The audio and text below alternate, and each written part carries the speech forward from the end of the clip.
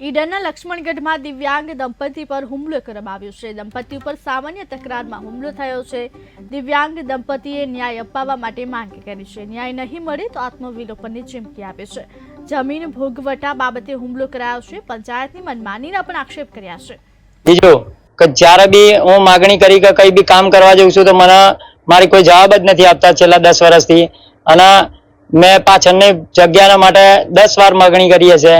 અરજીઓ બી કરેલી છે, તાલુકામાં કરેલી છે, જિલ્લામાં કરેલી છે, પંચાયતમાં કરેલી છે, ગાંધીનગર સુધી મેં અરજીઓ આપેલી છે, પણ મારો કોઈ જવાબ આવતો નથી। એટલા માટે મેં પરમ દિવસ અમારા અહીંયા મગજમારી કરવા પંચાયતના સરપંચ અને ડેપ્યુટી સરપંચ બંને ઉપદ્રવ કરવા માટે માણસને લઈને આવ્યા અને અહીંયા મારાકૂટી કરી અમારી જોડે। બીજું કે મારાકૂટી કર્યા પછી અમારી દુકાનનો સામાન બી બહાર ફેંકી દીધો આ લોકોએ અને ધમકી આપી કે અમે તમને અહીંયા રવા નહીં દઈએ અને જાનથી મારી નાખીશું, આવા બી શબ્દો કાઢ્યા છે।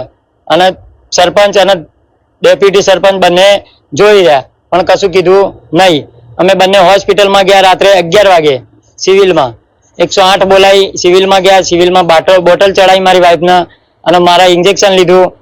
એ લોકો આજે બી પાછા અમને બોલાવાના હતા તો કોઈ આવ્યું નહીં અને 3 દિવસથી અમે એફઆર ફાડવા માટે દોડતા હતા પણ આ લોકો કોઈ એફઆર ફાડી નથી તો 3 દિવસ અમને દોડાયા। कितना जना तुमने मारवा मारता है? इधर तालुका हमारे पंचायत लागे थे और हमारे पंचायत में कोई सुनवाई करता नहीं और बारंबार हमें जी से तो कोई मांगनी थती नहीं हमारी, कोई पंचायत वाला सुनवाई नहीं करता। अबार भी मारपीट करवाया, अबार 4 दिवस पहला हमें एफआईआर भी दर्ज कराई, इमें भी हमारी अजी कोई सुनवाई थती नहीं। अजी कोई गिरफ्तारी वारंट करे पर कोई गिरफ्तारी करता नहीं, अजी कोई आरोपियों ने पकड़ा नहीं। हमारी ये भी आशा है कि अने एक वक्त पकड़ी हमारे रजूआत कराए, हमारी ये भी आशा है। આગળની કાર્યવાહી સંતોષવામાં નહીં આવે તો આપ શું કરશો? ये संतोष में न है तो हमें आत्महत्या करशु।